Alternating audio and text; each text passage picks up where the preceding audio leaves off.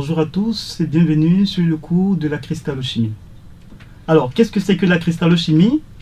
Avant bien sûr de définir ce thème, nous allons d'abord parler d'un élément important, c'est-à-dire la matière. Il faut dire que la matière se présente sous trois états. Nous avons d'abord le premier état gazeux. Nous avons comme exemple l'oxygène, la vapeur.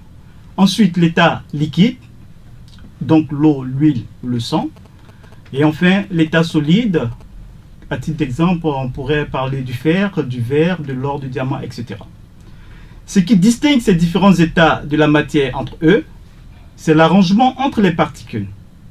Donc dans l'état gazeux, nous aurons donc des particules qui seront diluées et fluides, alors que dans l'état liquide, les particules sont cette fois-ci condensées et toujours fluides.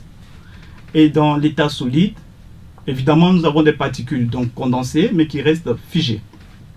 Dans ce dernier cas, l'arrangement des particules peut être soit désordonné, l'exemple le plus patent c'est le verre, ou ordonné, à titre d'exemple nous avons le diamant.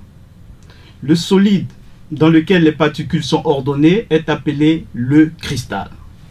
Ainsi, on pourrait donc définir la cristallochimie comme étant la science qui étudie l'arrangement des particules dans le cristal.